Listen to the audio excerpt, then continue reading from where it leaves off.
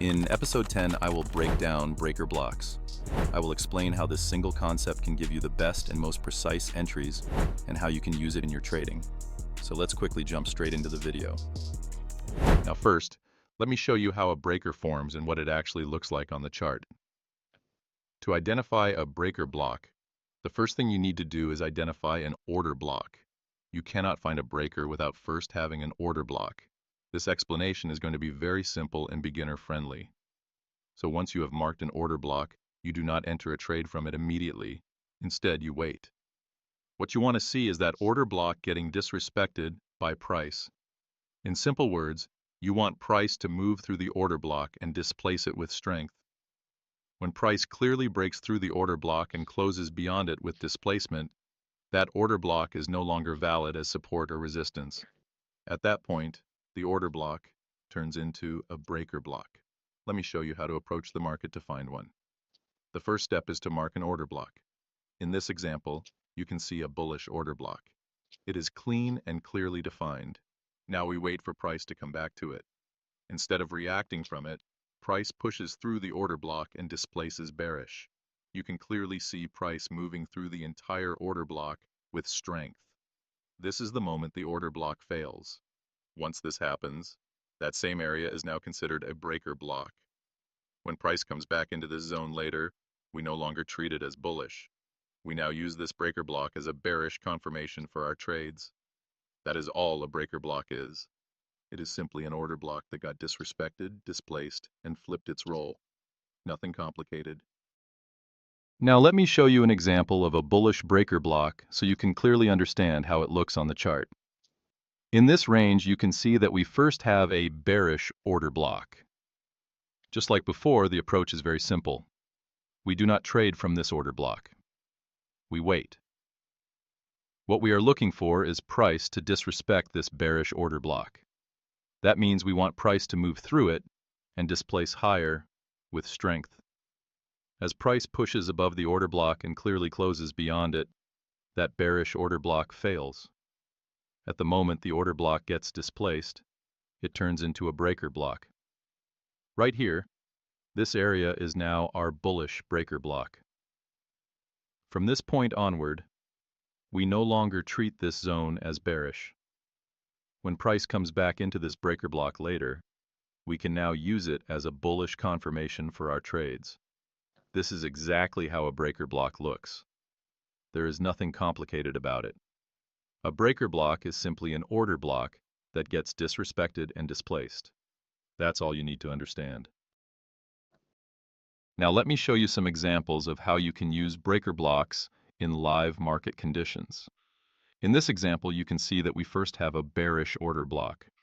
Normally, what we would expect is price to come into this order block, show rejection, and then continue lower.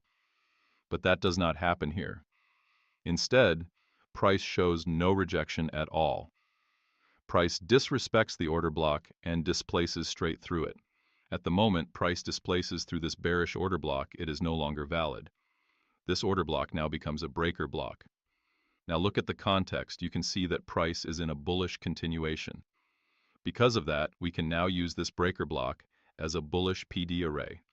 When price comes back into this breaker block, we can reasonably expect price to respect this level and continue higher. This gives us a very clean trading opportunity. We can place our entry at the breaker block, keep our stop loss below the low, and target the previous highs.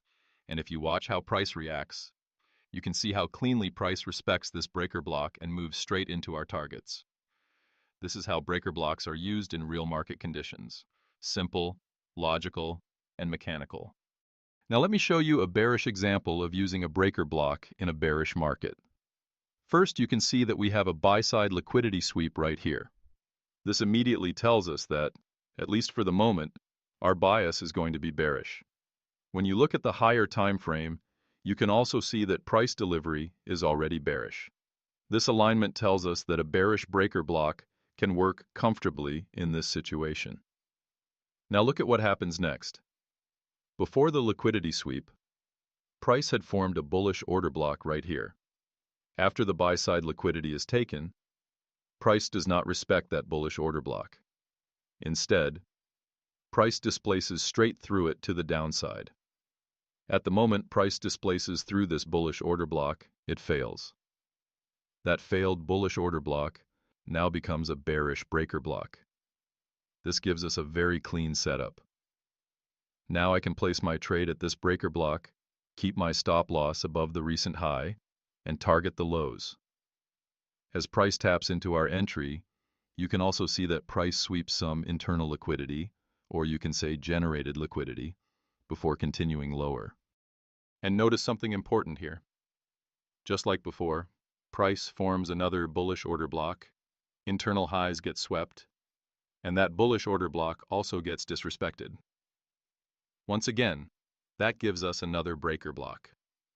You do not have to trade this way unless you are comfortable with it. I am only showing this as an example of how breaker blocks can appear multiple times in a move.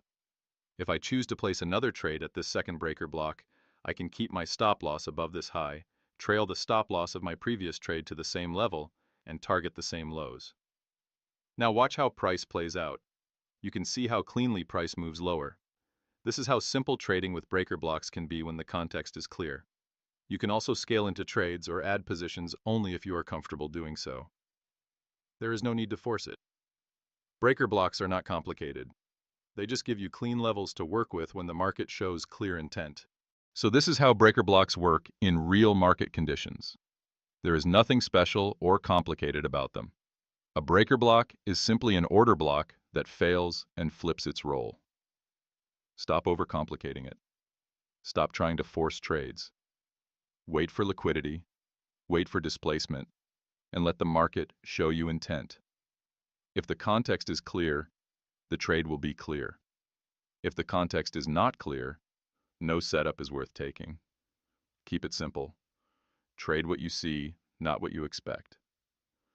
If you found this video helpful, make sure to like it, share it with someone who needs it, and subscribe for more content like this. If you want to connect with me, you can join my Discord and Telegram. All the links are in the description. If you want to learn privately from me, the mentorship link is also in the description. I've also left prop firm coupon codes down there if you're looking for those. That's it for this one. I'll see you in the next video.